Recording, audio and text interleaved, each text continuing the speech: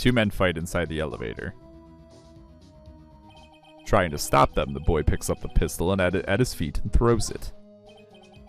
The pistol discharges and the bullet goes through the elevator door and hits the murderer outside. By pure coincidence, the boy loses consciousness. Then the murderer opens the elevator door and sees the men inside.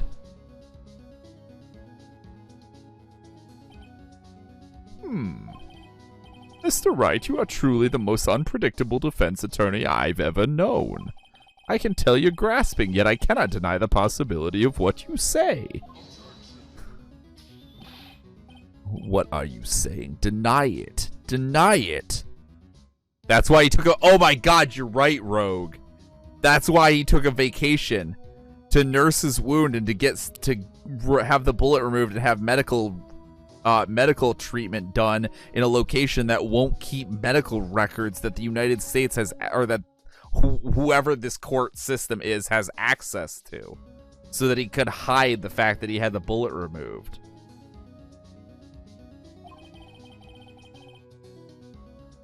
No one involved with the incident was wounded. There was no murderer. No one was wounded at the time of the incident. He's right. I can't think of anyone. Hey, Nick. Huh? I just thought of something really crazy. Crazy? Remember what Mr. Grossberg said yesterday? Gregory Edgeworth dealt a blow to his perfect trial record. Wow. It must have been quite a shock for Von Karma. He took a vacation for several months after that, you see. Yes, an unusual event for the man. That was the first and the last vacation he's taken in his many years of prosecuting. What if Von Karma didn't take that vacation because of shock?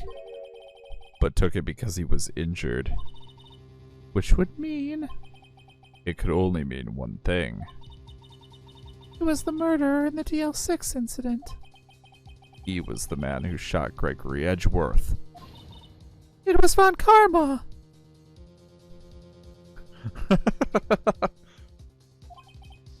Oh, man. Something wrong, Mr. Wright? You seem dazed. No, Your Honor. Well, you have indicated the possibility that the murderer came from outside. Can you give us the name of your suspect? Uh-oh, should I come out and say it now?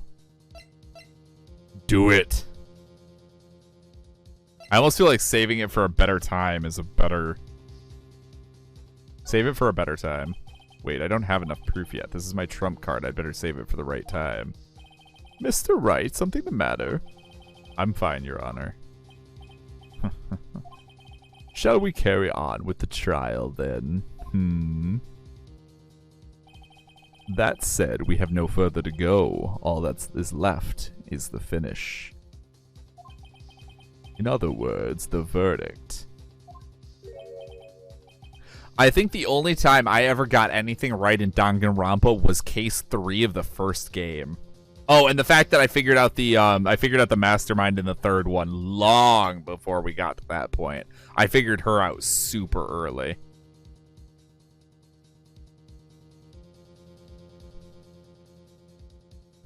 What? Not yet.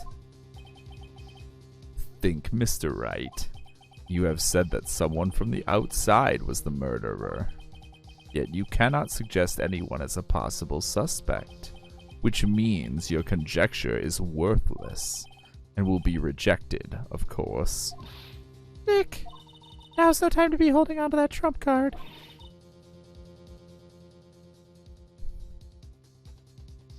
I feel like I only managed to call that such a person was the mastermind in 3. My reasoning was horrible reasoning. Like, it was really bad reasoning, and then it turned out to be 100% correct, even though it was terribly stupid. Like, I was totally bullshitting, and then I turned out to be completely right. The trial's almost over. Alright, I may not know what I'm doing, but here goes. But it was wrong, then we found out later I was right, right? Your Honor. There is a suspect, one lone suspect.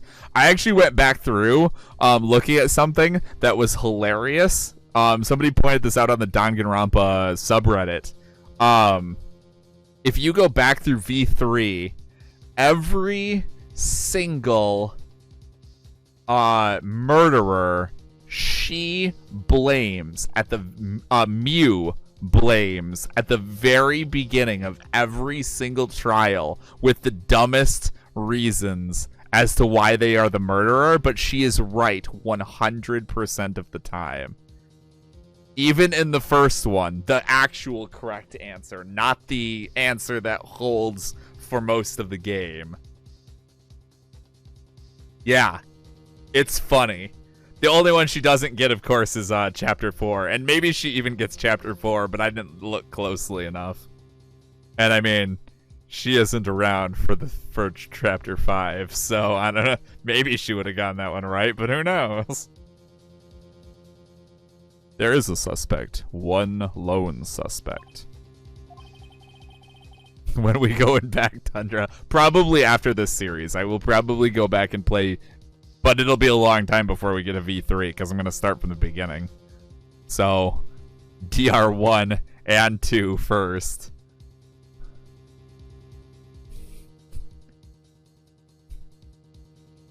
Relive the glory and be like, ah, crap, I see it now. I want to get going back to V3. I don't even blame you for that, Rogue.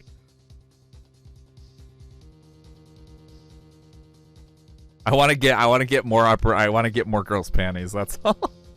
But the biggest thing is I want to be able to revoice the game, and I also plan on what my current plan is, and I haven't decided if I want to do this 100% yet. Is I'm probably going to turn off voices entirely and voice the trials as well, or I'm at least going to try.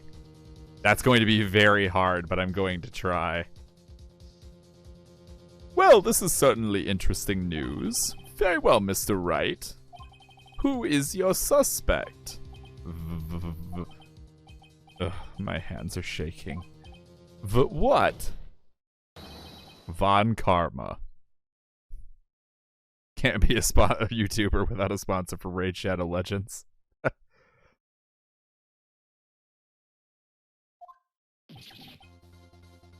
I think the reason why V3 is the way V3 is I think they knew the studio was going out of business. I think they knew they were losing their jobs, and they knew they would never be allowed to make another one, so they took the opportunity while they did.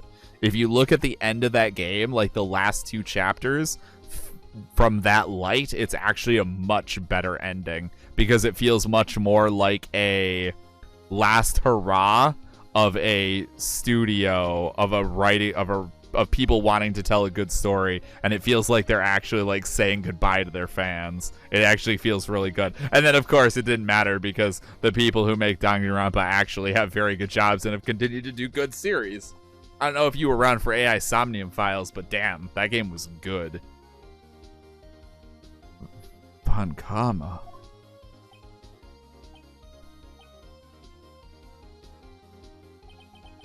You mean the Von Karma? The prosecutor? The one standing right over there? Bah. You don't object? I see no need. Why honor this ridiculous outburst with my objection? Because you took a vacation for several months starting the day after the incident. Yet you pride yourself on a perfect record. Why would you take such a long vacation without any reason? So you're claiming that I took a vacation to heal my injury from the incident? Fascinating. Prove it. I would have needed surgery, no. Where did I go under the knife at, Mr. Wright?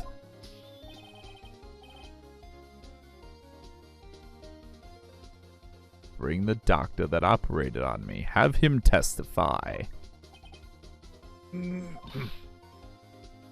Nick! Let's find out who his doctor is. It's no use. Edgeworth?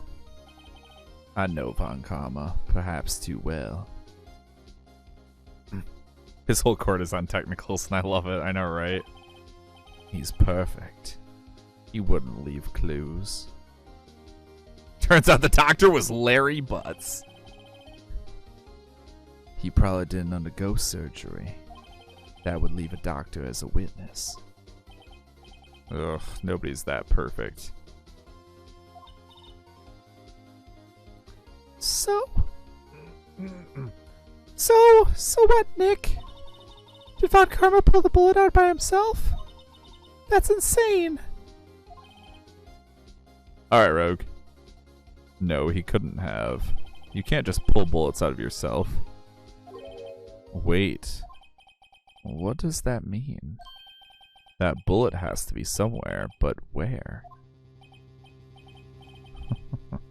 Well, Mr. Wright, can you produce evidence to prove that I was shot?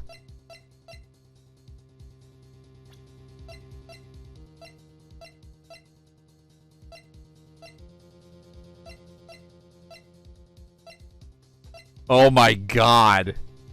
Holy shit, I didn't notice I still had this. And they emptied my,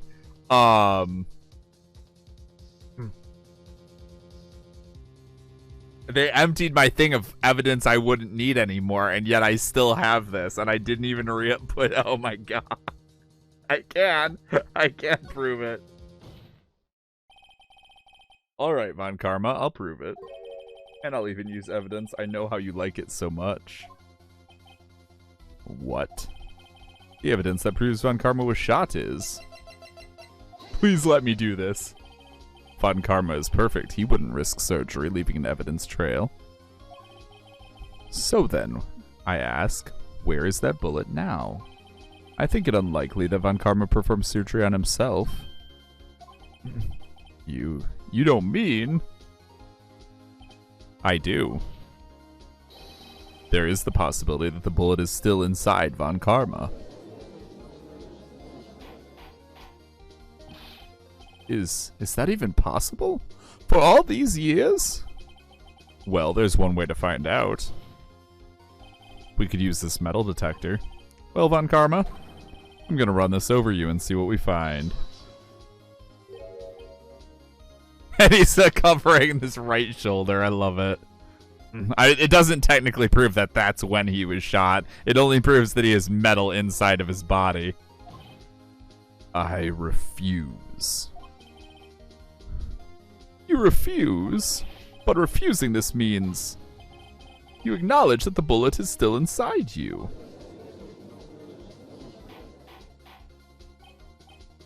Order, order, order! Your Honor, the defense requests that we be allowed to use the metal detector. Judge, I call for a suspension of this trial. This is an invasion of privacy. The statute of limitations runs out on this case today. It was you who said we had to end it right here, right now.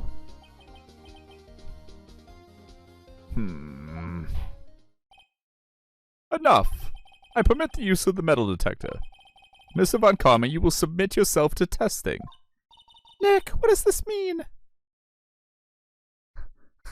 Privacy doesn't matter when you have to fight to prove your innocence, right? And yeah, this whole game has been guilty before until proven innocent. It's obnoxious. I don't know, but we have to give it a shot.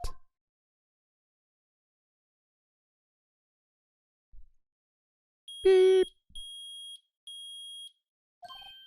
It reacted. Something's inside his right shoulder. The bullet. How does it make you feel, Edgeworth, to know that you shot the man who killed your father? Mr. Von Karma. You. It was you. I was afraid this would happen, and so I remained silent. Indeed, there is a bullet in my shoulder. However, it has nothing to do with this incident. What? I was shot in the shoulder long before the DL6 incident. I claim that the bullet in my shoulder has no relation to DL6.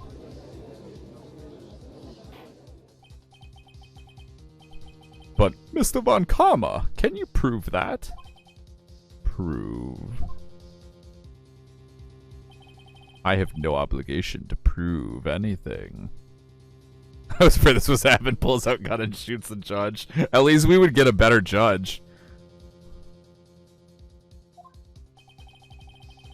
It is Mr. Wright who must prove something here. Not I. But Mr. Wright? Well, can you prove it? Can you prove that the bullet in Von Karma's shoulder was from DL6? Of course he can't. You don't have any of the DL6 evidence. That's because you took it out of the records room yesterday. With no proof, you cannot convict me of any crime. So sorry, Mr. Wright. No, I'm the one who's sorry, Mr. Von Karma. What? You were close, 1 day away from freedom, but you see I have proof. What? Who would have thought you would dig your own grave trying to convict Edgeworth? I can link that bullet in your shoulder to the DL6 incident. And here's my final proof. It's gotta be this. That's a bullet? Where did you get that? This is the bullet used in the DL6 incident. This was taken from the heart of the victim, Mr. Gregory Edgeworth. The bullet is preserved quite nicely with all the ballistic markings intact. Ballistic markings? You may recall the term. It came up in the first trial 2 days ago. Ballistic markings are the fingerprints of a weapon. All bullets fired from a gun are marked with that weapon's unique pattern. By examining the markings, you can tell which weapon fired the bullet. It's quite accurate. Another unnecessary flashback drink. We have 2 bullets in our possession.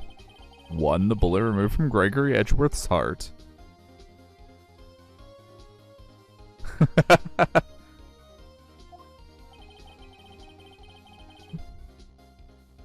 The other, Mr. Von Karma, is the bullet buried in your shoulder. We could analyze both bullets. Then, if the markings matched, we would know that both bullets had been fired from the same gun. Of course, since we don't have time to get you surgery at a real hospital, you're just going to have to deal with me stabbing at you randomly with this letter opener until you either admit guilt or we get the bullet out, whichever happens first. The very same pistol, in other words, the murder weapon that killed Gregory Edgeworth. Mr. Von Karma, you will let us remove the bullet from your shoulder. Then we'll compare the ballistic markings to those on this bullet. And solve this case once and for all. Mr. Von Karma. Ah! Oh look, he's throwing a hissy fit. Is he having a stroke? That scream. I've heard that scream before. Wait, I know. Another unnecessary flashback. Drink.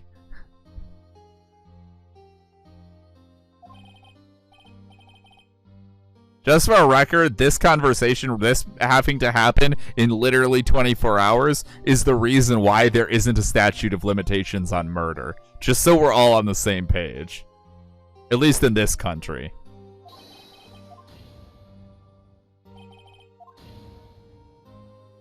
Yeah. Ah. There is no statute of limitations on murder in this country. It's that scream I heard in the elevator 15 years ago. Oh, the only reason we have to do this today in this game is because they made up a statute of limitations for murder where he would be basically free to go after today because it's 15 years later, which is the statute of limitations for murder in this weird-ass world. But in the actual, at least in the United States, there is no statute of limitations on murder, and this is the reason, so that you can't force bullshit like this to happen inside of a 24-hour period for something important like that. Von Karma, it was you who screamed.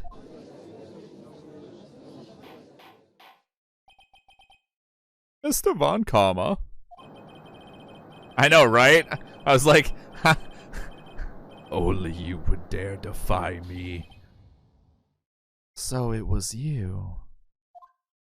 I love the fact that we get to be like, we just get to be able to remind Edgeworth, how does it feel to know that you shot the man who killed your father?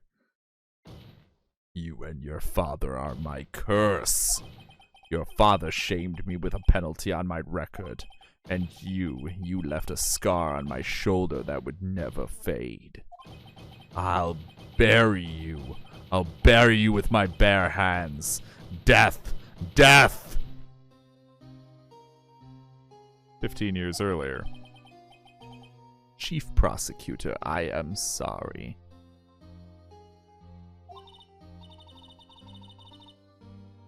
Von Karma, it's not like you to make this kind of error. It was total accident that he shot him. Sounds good, Rogue. I never would have thought that Edgeworth would be the one to catch you. I was careless.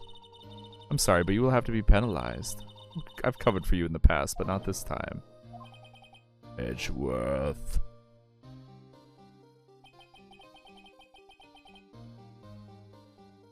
It was a shock like none I had ever known. Me penalized? It took hours for me to regain my composure. Suddenly, I found myself in the darkness. I was in the court records room. I must have wandered in there without thinking where I was going. The room was pitch black. The lights must have gone out. I went out into the hall and felt my way to the elevator. I pressed the button, but nothing happened. Then there was a noise. I was in pain, a horrible burning pain in my shoulder. Just then the lights came back on. The elevator door opened before my eyes. I saw 3 people inside, all lying unconscious from oxygen deprivation. Much to my surprise, a pistol lay at my feet. I knew then it was my destiny. That's a weird destiny. In his last moments, Gregory Edgeworth was still unconscious. He died, never knowing who had shot him. Later, he spoke through a medium blaming Mr. Yogi. He was fooled. It was the perfect crime.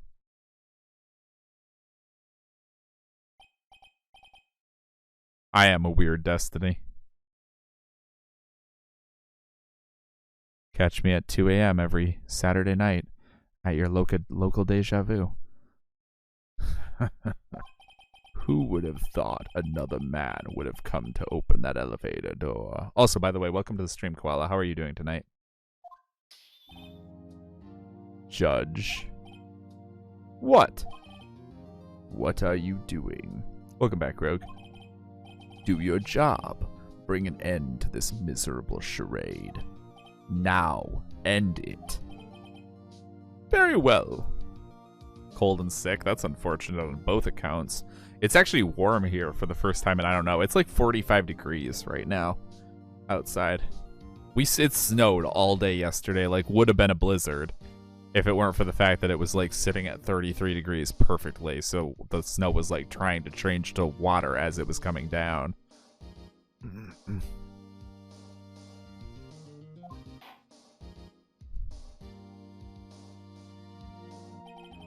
It appears that we have come to a very long way to the end of this maze. 15 years later, Mr. Miles Edgeworth. Yes, Your Honor. Yes, Your Honor. You were innocent. You are innocent. As you said, it was all a nightmare. Yes, Your Honor. This court finds the defendant, Mr. Miles Edgeworth, not guilty.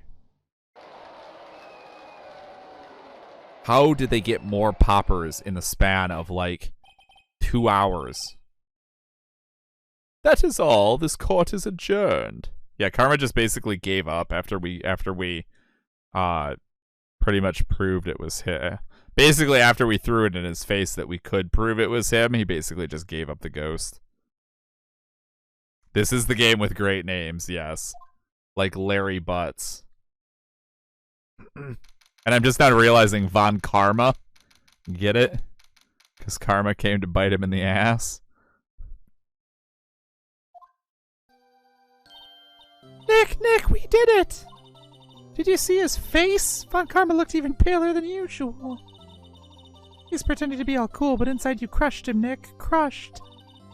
I gotta say, I'm impressed. It was pretty close, though. I was sure we'd had it. I know, I was on the verge of tears the whole time myself. No boob growth this time, yeah. Mia didn't possess her.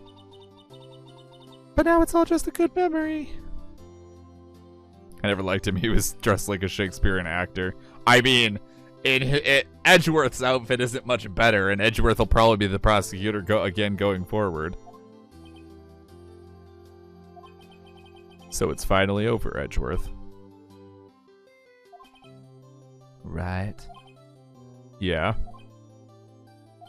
I'm not sure how to say this, but will you marry me? I've loved you since we were in the 4th grade together, and I don't know how I can go on without you by my side.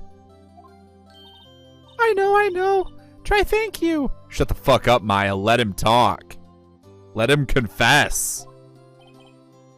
I see.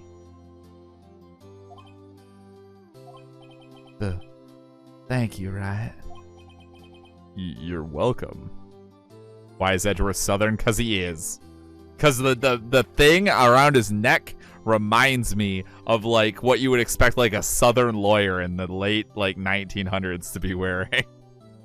That's literally the reason why he has the Southern tinge to his voice instead of just the breathy Nagito style voice. I think you could have done better than that. So sorry. I'm not good at this sort of thing. You got a lot to learn, Edgeworth. She's got you there. Whoop! Amazing, pal. You pulled through just like I thought you would. I'll never forget this. I owe you one, pal. And tonight, let's party. Dinner's on me. Yeah, my salary went down a bit this month. But who cares? See, Mr. Edgeworth, you should take a lesson from Detective Gumshoe. That's how you say thank you. I see. Ahem. Whoop. I feel foolish.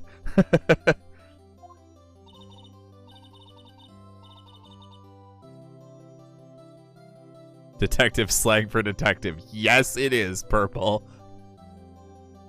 Don't worry, take it a little at a time. You'll get used to it.